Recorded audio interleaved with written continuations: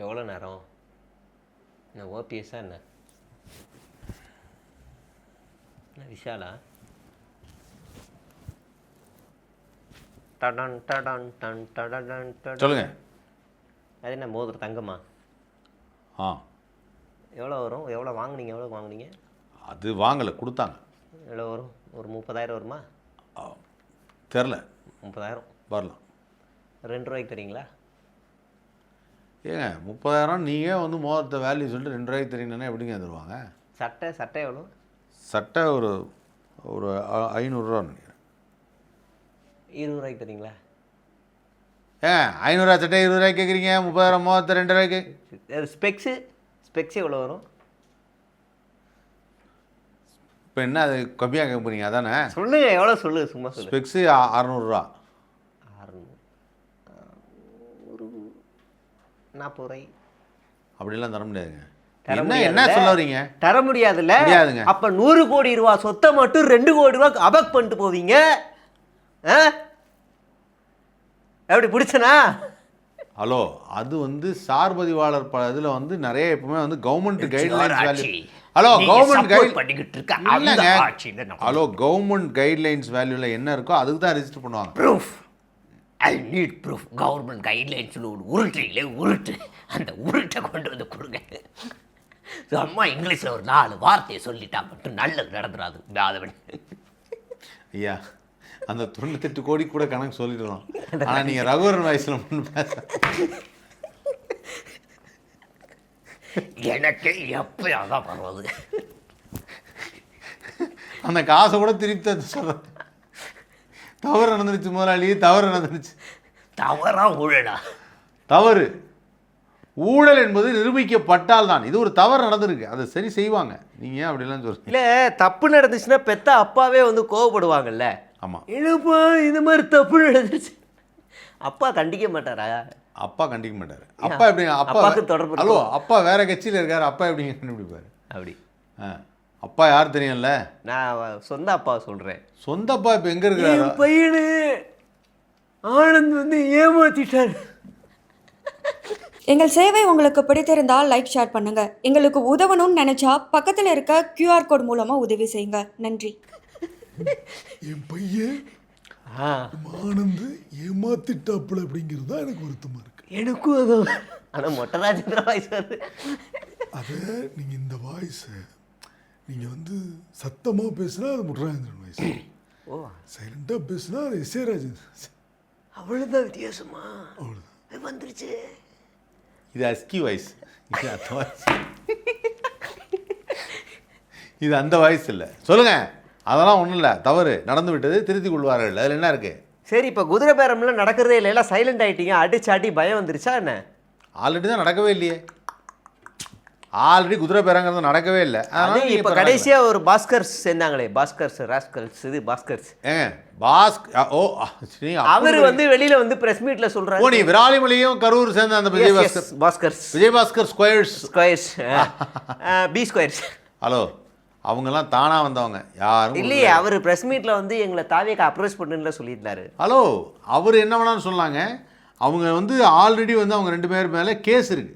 அப்படியே சேர்த்தீங்க தூய சக்தி? அவங்க வந்தாங்க, சரி சேர்த்துட்டு வாங்கன்னாங்க. சரி ஓகே, வந்தாரே வாழ வைப்பது தானே நம்ம பிரபல ரவுடிகள் யாரா இருந்தாலும் உள்ள சேர்த்துப்பீங்க. அப்படிலாம் ஊழல் குற்றச்சாட்டில் இருக்க எல்லாரும் சேர்த்துப்பீங்க. சீ அது நான் சொல்றது வந்தாட்டு வாங்கன்னா வீட்டுக்கு வரேன் சார், உங்க வீட்டுக்கு வரேன் சார், நான் வந்து சாப்பாடு வீட்டுக்கு வர வைங்க, சாப்பாடை வைங்க. அதாங்க சாப்பாடு. அரசியலுக்குள்ள சேர்க்கறது எப்படி சரியா இருக்கும்?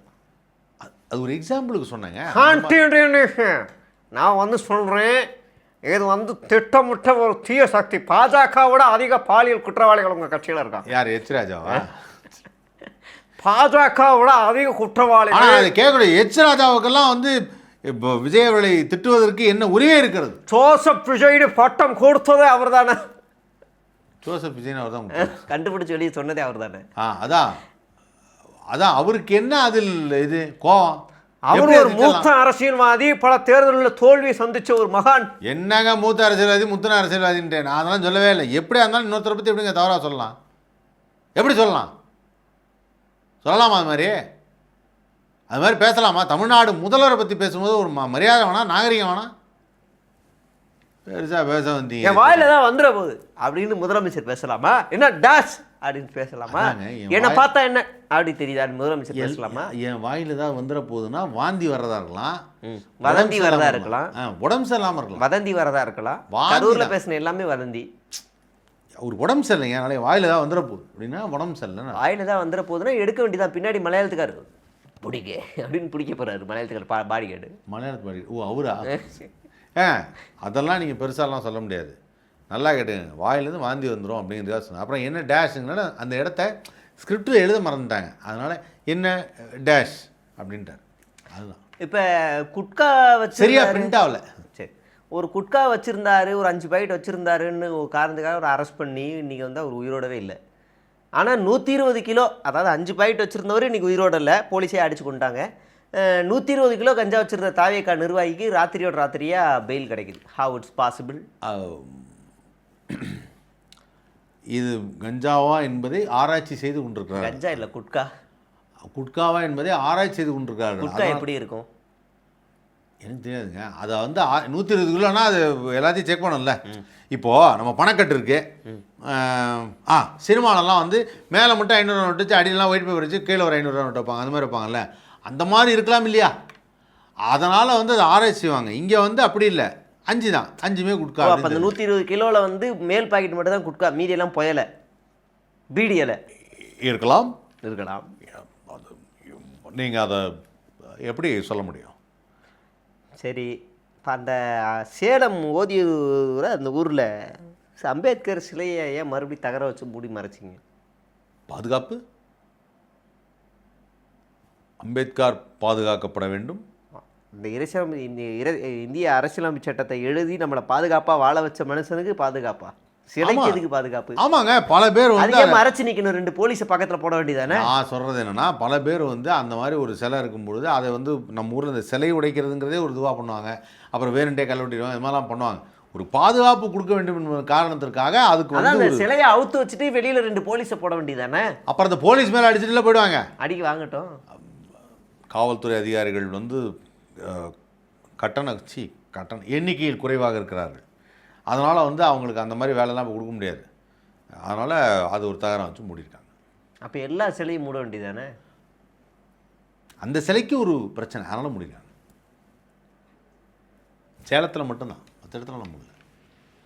கரண்ட் ஏன் கட் ஆகுது? ஃபியூஸ் போனதுனால. அது எப்படி ஒரே நேரத்தில் ஒரு ஏரியா முழுக்க ஃபியூஸ் போகும்? போயிருக்கும். எங்கள் சேவை உங்களுக்கு பிடித்திருந்தால் லைக் ஷேர் பண்ணுங்க. எங்களுக்கு உதவணும்னு நினைச்சா பக்கத்தில் இருக்க QR கோட் மூலமா உதவி செய்யுங்க. நன்றி. அதான் எப்படி? That is something like related to the subject of the electricity, and you have to study about the electronics and electricity. And the electricity அந்த ஓம்ஸ் லா பாருங்க, உங்களுக்கு புரியலன்னு நினைக்கிறேன் நான் சொன்னது இல்லை? இல்லை, எனக்கு புரிஞ்சு. ஓம்ஸ் லானா என்ன சொல்லுங்கள்? ஓம்ஸ் லானா வீட்டு சட்டம். ஓம்ஸ் லா வீட்டு சட்டம். அது ஹோம், நான் சொன்னது ஓம். Ohm's law. ஓம்னா கடவுள்.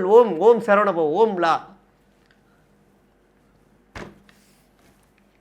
சார் கொஞ்சமாவது எஜுகேட்டடாக பிஹேவ் பண்ணுங்க. Ohm's law is something related. எச்சுக்கலையா? யார் பார்த்து பேசிக்கிறோமோ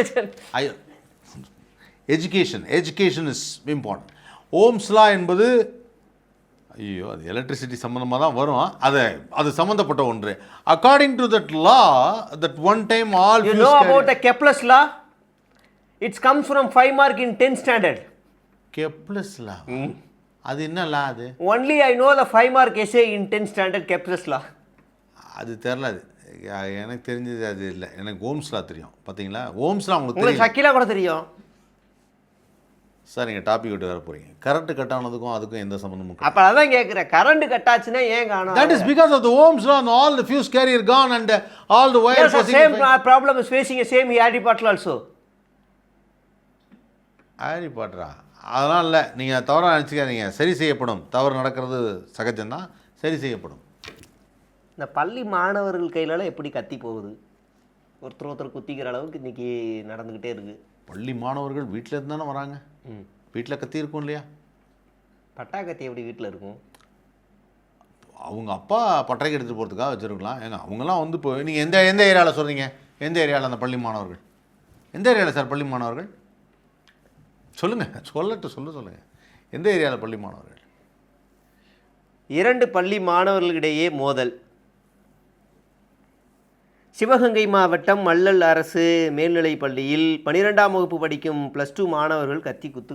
சிவகங்கை மாவட்டத்தில் இருக்கக்கூடிய ஒரு கிராமத்தை சேர்ந்த ஒரு மேல்நிலை பள்ளியில் கிராமத்தில் இருக்கக்கூடியவங்க ஒரு கத்தியை வந்து விவசாயத்துக்கு வயக்காட்டுக்கு எடுத்துகிட்டு போகிறதுக்கோ இதுக்கோ வச்சுருப்பாங்க. அந்த ஒரு கத்தியை விவசாயம் பண்ணுவாங்க. ஆமாம், வாழை இலையை அறுப்பதற்கு வாழையே பட்டாக்கத்தியால் அறுப்பார்கள். வாழை மரம் இல்லை, வேறு ஏதாவது வெட்டுறதுக்கு பட்டாக்கத்தி வச்சுக்கலாம். பட்டாக்கத்தி இப்போல்லாம் ரொம்ப காமன் ஆயிடுச்சு. ஏன் இப்போ கோயிலில் வந்து பூசாரி வந்து அருவாளை தேங்காவை எதை வச்சு உடைக்கணும், அருவாளை வச்சு உடைக்கணும். அவர் இவ்வளோ பெரிய இரும்பு ராடை வச்சு லொட்டுன்னு தட்டுறது இல்லையா? ஆமாம். அப்புறம் இரும்பு ராடை வச்சு இப்படி தேங்காய் உடைக்கிறான்னு சொல்லுவீங்களா? அந்த மாதிரி தான் அது. விவசாயத்திற்கு பயன்படும் வகையில் இருக்கக்கூடிய கத்தியை வீட்டில் இருக்கும்போது அது ஒரு தெரியாமல் புக்கில் வச்சு எடுத்துகிட்டு போயிட்டாங்க. ஒரு எம்எல்ஏக்கு எவ்வளோ மதிப்பு? எம்எல்ஏக்கு என்ன ஒரு 50 கோடி. அவங்கெல்லாம் ஏழை பங்காளர்கள், மக்களுக்காக 60 சேவை செய்வதற்காக வந்து அவ்வளோலாம் இல்லை. 70 80 ஒரு 4-5 கோடி. அப்போ அதுலேயே வாங்கிட்டீங்க எல்லா எம்எல்ஏவும். ஏங்க என்ன விளாட்றீங்க நீங்கள்? எம்எல்ஏவோட மதிப்புன்னா ஒரு சொத்து வைப்பா ஒரு 4-5 கோடியில் ஒரு வீடு வச்சுருப்பாரு அப்படி சொன்னேன். அப்போ அதை ஒரு மடங்கு கொடுத்தா ஒரு 8 எம்எல்ஏ வாங்கியாச்சு. இப்போ 10 பேருக்கு பேரம் நடக்குது. என்ன 10 பேருக்கு பேரம் நடக்குதுங்கிறீங்க? நான் தான் சொல்கிறேனே, எப்பவுமே யாருமே எம்எல்ஏ வாங்குறதே கிடையாது, அவங்களா வந்து சேர்றாங்க. அது எப்படி இந்த கட்சியில் மட்டும் சேருவாங்க? ஏன்னா நடைபெற்று கொண்டிருக்கிற ஆளும் கட்சி அந்த ஒரு அரசாங்கம் வந்து மக்களுக்கு ரொம்ப பிடித்த ஒரு அரசாங்கம், the smartest CM of India. So அவர் வந்து ஒரு புரட்சி நாயகன். அவர் வந்து இப்போது லஞ்சத்தை ஒழிச்சிட்டாரு, நேர்மையான லஞ்சம் ஒழிச்சிட்டாரு. ஐயோ ஆமாம்மா, லஞ்சம் ஒழிச்சிட்டாரு. 1,30,000 ஒழிச்சிட்டாங்க, ஒழிச்சு வாங்கிட்டாங்க லஞ்சம் 1,30,000. அது ஏதோ ஒரு தவறு நடந்திருக்கு. உடனே தவறு தான், லஞ்சம் இல்லை, ஊழல்ல வராது. அது லஞ்சம். 100 கோடி ரூபாய் 2 கோடி ரூபாய் கொடுத்தது லஞ்சம் வராது சார். அவரு நடுவில் யாருக்கு சப்போர்ட் பண்ணல, ஸ்ட்ரெயிட்டாக அவரை அரெஸ்ட் பண்ணி அவரை தாவேக்காக சேர்ந்து நீக்கிட்டாங்க. அப்போ இப்போ என்ன சொல்ல வரீங்க? இப்போ என்ன சொல்ல வரீங்க? வாங்கினது உண்மை தானே, நீக்கினாங்களா இல்லையான்னு நான் கேட்கல, வாங்கினது உண்மை. தாவேக்காரன் லஞ்சம் வாங்கியிருக்கான், அது என்ன பொறுப்புல இருக்கான், அது என்ன ப்ரூவ் செய்யப்படவில்லை. ஏன்னா வீடியோவோட வந்திருக்கு, வீடியோ காட்டவா? ஏன் அவன் பேங்க் ஸ்டேட்மெண்ட் அவன் சொல்லியிருக்கான், இந்த பாருங்க 50,000 போட்டு 30,000 வந்து கிரெடிட் ஆகல, அதனால ஆபீஸ் வந்து லஞ்சம் கொடுமான்னு கேட்டு வாங்கிட்டேன். அதனால ஆபீஸ் வந்து யாராவது லஞ்சத்தை போய் ஜிபேல வாங்குவாங்களா? ஆமா வாங்குவாங்க. சவுக்கு சங்கர் ஜெயிலுக்கு போயிட்டு வந்தாப்லையே. ஜிபேல வாங்கினா? ஆமா, ஜிகேல தான் வாங்கினார். அதில் தான் ஜெயிலுக்கு போயிட்டு வந்தாப்ல ஆளு. நேற்று கூட ஏதோ அருண் ஐஸ்கிரீம்லாம் சாப்பிட்டு டான்ஸ், அது வந்து வெளியே வந்ததுக்கு அப்புறம் போட்டு விளையாடுனாங்க, எடப்பாடி நடுத்தூரில் நிப்பாட்டினதுக்காக. அதுக்கே அருண் ஐஸ்கிரீம் வாங்கினாரு? அது அந்த அதிகாரி வந்து இடமாற்றம் பண்ணிட்டாங்களாம். அதை நம்ம இவர் தானே சொல்றோம், அருண் ஐபி. அவர் ஜாலியாக ஒரு அழகான ஒரு போஸ்டிங்கை வாங்கிட்டு நிம்மதியான ஒரு இடத்துக்கு போய் உட்காந்துட்டாரு. சரி, மேட்ருக்கு வாங்க. அடுத்து மாமூல் கேட்டு மிரட்டல். கிருஷ்ணகிரி அருகே முறையான அனுமதியுடன் வண்டல் மண் எடுத்த விவசாயிகளிடம் 30,000 மாமூல் கேட்ட தாவேகா பிரமுகர். செப்பேஸ்தானோ? நீங்கள் பொய் சொல்கிறீங்க, பொய் நியூஸை பரப்புறீங்க. நான் பீல ஆரம்பிக்கிற சேனல் பொய் சொல்ல மாட்டான். பீல ஆரம்பிக்கிற சேனல் செய்தி போட்டிருக்காங்க. பீல ஆரம்பிக்கிற சேனல் யாரு? பீல ஆரம்பிக்குமே, பார்ப்பதற்கு அப்பாவி போல இருக்கும். ஓ, அவரா? ஆமாம் ஆமாம், அவங்க பொய் சொல்ல மாட்டாங்க. அப்போ அது உண்மைதான். தாவேகா நிர்வாகி கதை விடுவாங்க. ஆமாங்க. சரி, அமைச்சர்கள் கீர்த்தனா மற்றும் ராஜ்மோகனுக்கு மத்திய அரசு நோட்டீஸ். அமைச்சர்கள் ஏதாவது வெளிநாட்டுகளுக்கெல்லாம் போகணும் அப்படின்னா அவங்க வந்து சொந்த பாஸ்போர்ட்டெல்லாம் பயன்படுத்தக்கூடாது. அதுக்கு பதிலாக வந்து அவங்க என்ன பண்ணணுன்னா, மேற்கொள்ளும் அமைச்சர்கள் வெளிநாட்டு மேற்கொள்ளும் வந்து டிப்ளமேட்டிக் பாஸ்போர்ட்டில் தான் செல்ல வேண்டும். ஏன் வந்து ஓன் பாஸ்போர்ட்டில் போனாங்கன்னு சொல்லி மத்திய அரசாங்கம் கேள்வி கேட்டிருக்காங்க. அதான் அது தெரியல அவங்களுக்கு, தெரியாதனால போயிட்டு வந்தாங்க. இந்த அடிப்படை அறிவு கூட தெரியாமல். இதுக்கு முன்னாடி அவங்க எம்எல்ஏவா எம்பியாக இருந்திருக்காங்களா? இல்லை, இப்போ தானே இருந்திருக்காங்க. ஏதோ முதல் தடவை ஒரு பாஸ்போர்ட்டு கேட்டோன்னா ஒரு யதார்த்தமாக அமெரிக்காவில் வந்து கொடுத்துருக்காரு. அவங்க வந்து விசா போட்டு கொடுத்துருக்காங்க. அந்த பேரவை விழாவுக்கு போயிட்டு வந்திருக்காரு. அதில் என்ன சார் தவறு இருக்க போதே? அதனால் போயிட்டு வந்து அடுத்த முறையெல்லாம் பாருங்கள், அவர் டிப்ளமேட் பாஸ்போர்ட் வாங்கிடுவாப்பில். ஏன்னா அவர் அமைச்சர். சார், நீங்கள் ஒரு விஷயத்தை புரிஞ்சுக்கணும். இவங்க யாருமே தன் அமைச்சருங்கிறத இன்னும் உணரவே இல்லை. எல்லாருமே ஒரு காமன் மேனாக இருக்கிறாங்க. கந்துபட்டியார் காமன் மேனாக இருக்கிறாங்க சார். அதனால தான் சார் அவங்க வந்து இந்த பாஸ்போர்ட்லாம் வந்து பெருசாக யோசிக்கலை. அடுத்த தடவை இதெல்லாம் யோசிப்பாங்க, நம்ம கேடர் என்ன அப்படிங்கலாம் யோசிப்பாங்க. சரி, அடுத்து இறுதியான கேள்வி. இதுக்காவது கரெக்டாக பதில் சொல்லுவீங்கன்னு சொல்லுங்க. நினைக்கிறேன். சட்ட ஒழுங்கு மறுபடியும் அதே பிரச்சனை, பெண்களுக்கு எதிரான பாதுகாப்பு. நேற்று மட்டும் ஒருத்தன் வந்து பொண்ணு கொடுக்கலன்னு சொல்லி வீட்டுக்குள்ளே புகுந்து பொண்ணையும் வெட்டி மாமியாரையும், அந்த மாமியார்னு சொல்லக்கூடாது, அந்த பொண்ணோட அம்மாவையும் தாக்கியிருக்கான். அதுக்கப்புறம் மறுபடியும் ஆஸ்பத்திரிக்கு அந்த 2 பேரையும் அட்மிட் பண்ணியிருக்காங்க. உங்க வாயிலேருந்து உண்மை வந்துருச்சு. கேளுங்க, பொன்னியும் செய்தித்தாளே அப்படி தான் போட்டான். பொன்னியும் பொண்ணுடைய அவங்க மாமியாரையும் ஆ, இந்த அப்போ இது வேற ஏதோ முன்னாடி ஒரு பிரச்சனை நடந்திருக்கு. ஏதோ ஒன்று அந்த செய்தித்தாளை அப்படி தான் போட்டான். சும்மா வீட்டில் நடக்கிற மாமியார் மருமகம் பிரச்சனைக்கெல்லாம் நீங்க கேளுங்க, தாவே இன்னும் இழுக்கக்கூடாது. முடியல.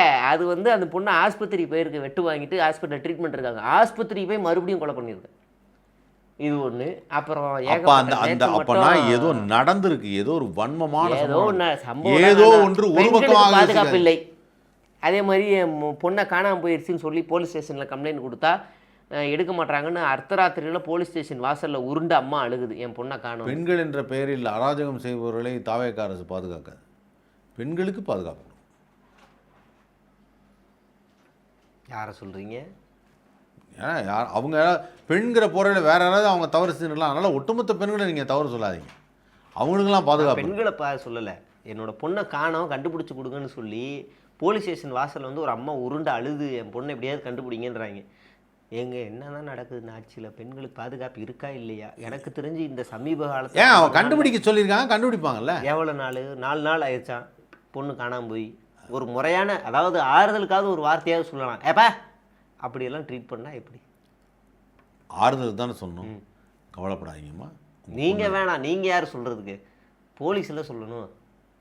காவல்துறைக்கு ஏகப்பட்ட வேலை இருக்குது.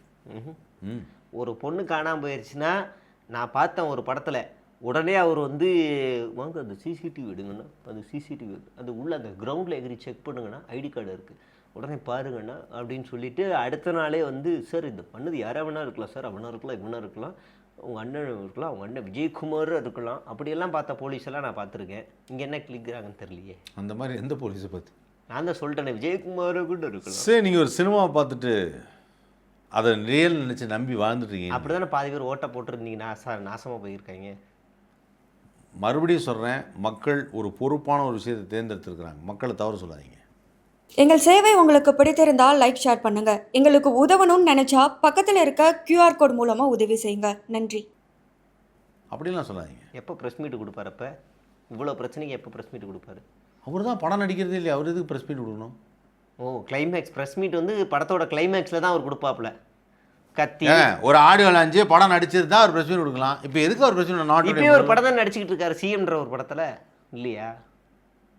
இல்லையே, சிஎம் ஜோசப் விஜய் அவர்கள் நடிக்கும் ஜனநாயகம் தானே போட்டிருந்தாங்க. சிஎம் விஜய் நடிக்கும் தற்போதைய தமிழ்நாடு சட்டமன்றம். சட்டமன்றத்தில் எப்படி நடிக்க முடியும்? நடிக்கிறார் டைரக்டர் ஆதவ அர்ஜுனா. ஒரு நிமிஷம் நான் பயந்துட்டேன். ஆதவுன்னு ஒன்று.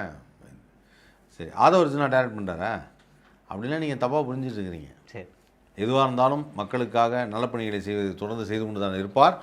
மக்களுக்கான நலப்பணி செய்யும் பொழுது இது மாதிரியான இடையூறுகள் வரும். அந்த இடையூறுகளை சமாளிப்பவர் தயார். ஒரு பக்கம் போதையை ஒழிப்போம் அப்படின்னு மேரத்தானெல்லாம் ஓடிக்கிட்டு இன்னைக்கு வந்து அந்த மணமகிழ் மன்றத்தோட டாஸ்மாகை இணைக்கிறதுக்கு தமிழ்நாடு அரசு ஒப்புதல் கொடுத்துருக்கேன். இதை பற்றி என்ன நினைக்கிறீங்க? மணமகிழ் மன்றம் என்பதே மகிழ்ச்சியாக இருப்பதற்கு தான். இனிமே எல்லாருமே ஜாலியா குடிங்கடா. உடம்பில் ஆரோக்கியம் வேண்டும், அதற்காகத்தான் அக்காமாலா கப்சியான புது பிராண்டுகளை இறக்குறோம், குடிங்கடா. ஐயா, உடம்பில் ஆரோக்கியம் வேண்டும் என்பதற்காகத்தான் மாரத்தான். மணமகள் மன்றம் என்பது மனதில் ஆரோக்கியம் வேண்டும் என்பதற்காக ஒரு மகிழ்ச்சியோடு நகைச்சுவையாக சிரித்து அப்ப நம்ம ஊத்தி கொடுக்குறோம்.